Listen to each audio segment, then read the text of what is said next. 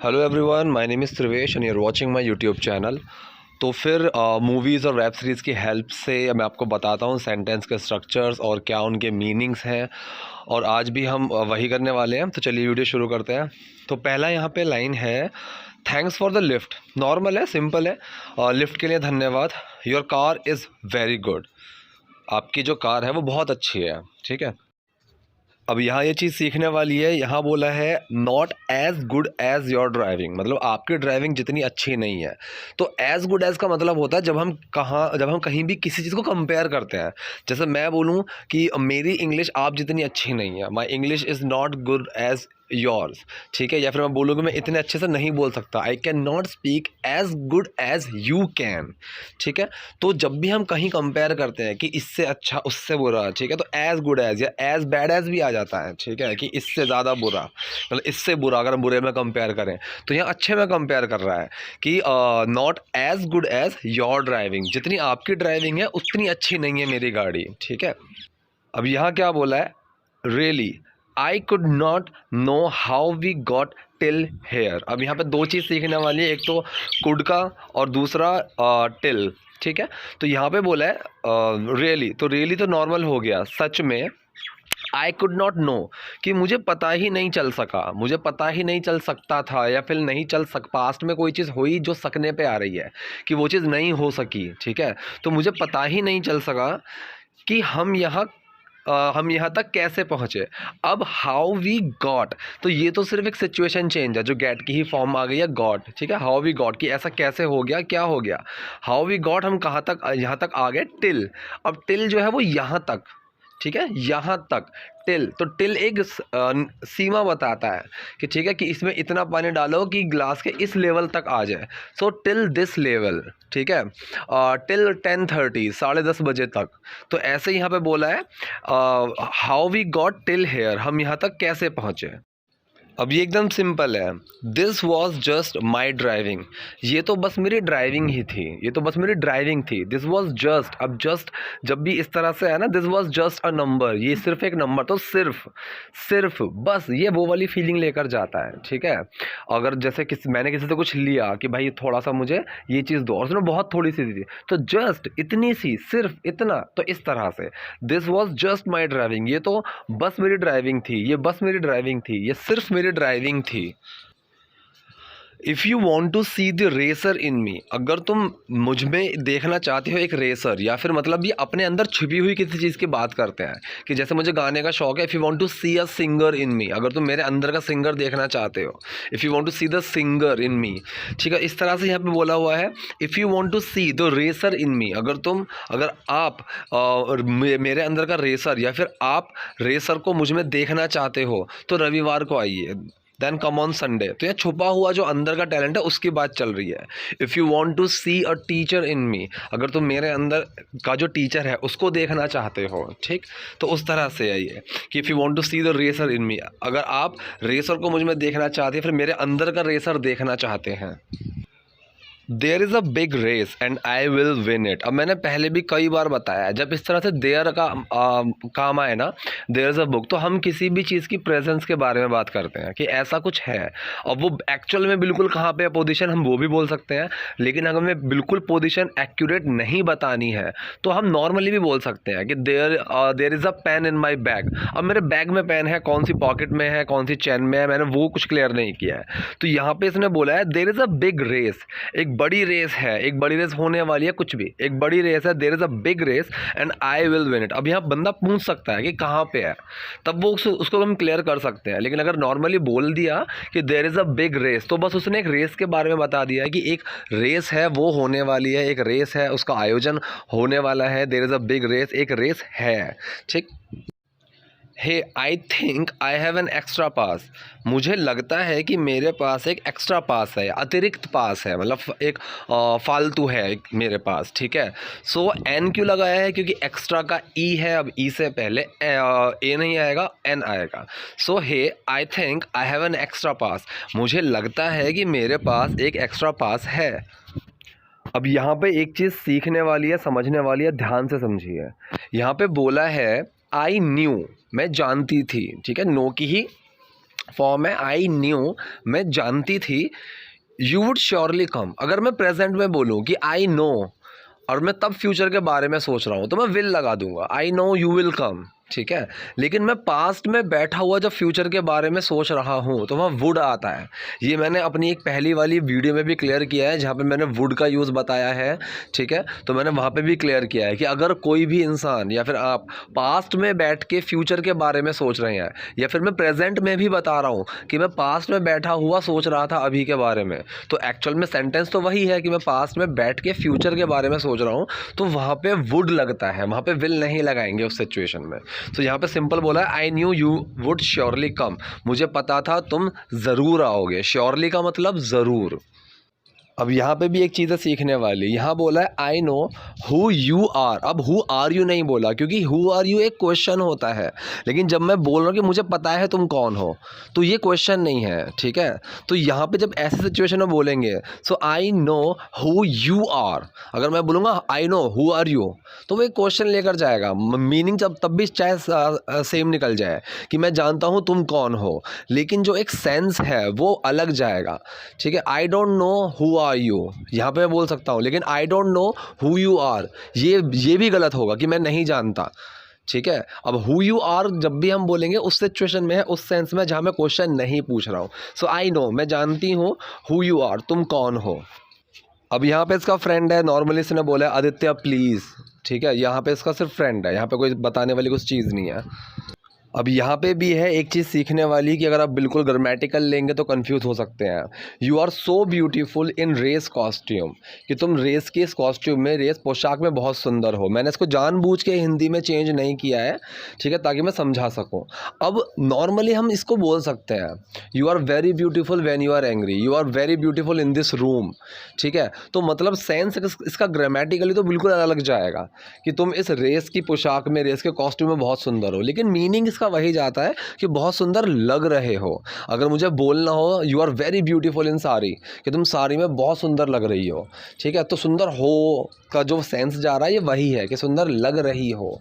अगर मैंने एक सूट डाल रखा है तो कोई अगर मुझे बोलता है you are looking good in suit, या फिर you look good in suit, ठीक है, तो वो मीनिंग सेम जाएगा, you are very good in suit, ठीक है, you are so good in this suit, तो वो सबके मीनिंग सेम जा रहे हैं। तो यहाँ पे भी you are so beautiful in race costume, मतलब यही है कि you are so beautiful in race costume, कि तुम रेस के जिस कॉस्ट्यूम में बहुत सुंदर लग रही हो। अब बेसिकली एक्सटेंड का मतलब होता है किसी चीज़ का आगे बढ़ा देना। जैसे कोई डेट आगे बढ़ जाती है कि आज की डेट है लेकिन कल के लिए, कोई काम में अगर कोई पोस्टपोन करता हूँ तो वो टाइम एक्सटेंड हो रहा है, टाइम खिंच रहा है, ठीक है, आगे बढ़ रहा है। तो उसी सेंस में यहाँ पे बोला हुआ है एक्सटेंड योर हैंड, कि जहाँ पे तुम्हारा हाथ है उसको आगे बढ़ाओ, ठीक। एक्सटेंड योर हैंड का मतलब आगे बढ़ाना, एक्सटेंड का मतलब कोई भी चीज़ को आगे बढ़ाना। सो एक्सटेंड योर हैंड, आगे बढ़ाओ। अब ये बिल्कुल सिंपल है, फॉर माई विक्ट्री, राइट, मेरी जीत के लिए, है ना, या फिर मेरी जीत के लिए, सही कहा ना मैंने उस तरीके से, फॉर माई विक्ट्री। अब विक्ट्री का मतलब क्या होता है, जीत, ठीक है। I don't believe in victory and defeat. अब नॉर्मल जो प्रेजेंट इंडेफिनिट सेंटेंस है वही है, आई डू नॉट बिलीव, मैं विश्वास नहीं करता, इन विक्ट्री एंड डिफीट, जीत और हार में। अब विक्ट्री का मतलब होता है जीत और डिफीट ही इसका ऑपोजिट है, मतलब हार, कि मैं जीत और हार में विश्वास नहीं करता, I don't believe in victory and defeat. This is for your safety. अब यहाँ पे वो उसके हाथ पे एक काला धागा बांधता है, तो उसके लिए, उसके बारे में बात कर रहा है कि this is for your safety, ये तुम्हारी सुरक्षा के लिए है। यहाँ बोला हुआ है you need this more than me, ठीक है। अब देन की जो स्पेलिंग है THAN है, जो THEN होता है वो तब वाला अलग होता है, लेकिन जब हम ये बताते हैं मोर देन कि इससे ज़्यादा, तो वो जो देन होता है उसमें THAN की स्पेलिंग लगती है। तो यहाँ बोला हुआ है यू नीड दिस, तुम्हें इसकी ज़रूरत है, मोर देन मी, मुझसे ज़्यादा, मोर देन हिम, उससे ज़्यादा।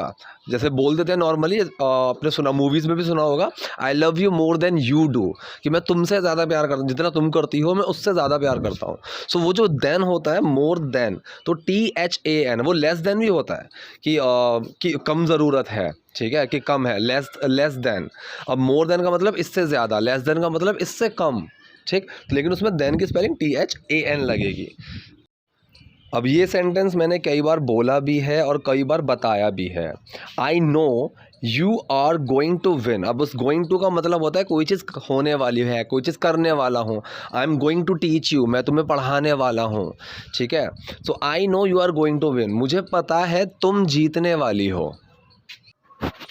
अब यहाँ पे बोला है did you enrol before meeting me. Enrol का मतलब होता है नामांकन, जिससे हमें कोई रोल नंबर मिलता है, जैसे हम स्कूल कॉलेजेस में जो एडमिशन लेते हैं तो वो भी एनरोलमेंट प्रोसेस के अंदर आता है, ठीक है। तो यहाँ पे बोला है डिड यू एनरोल, क्या आपने नामांकन किया था, ठीक है। Did you enrol before meeting me, मुझसे मिलने से पहले।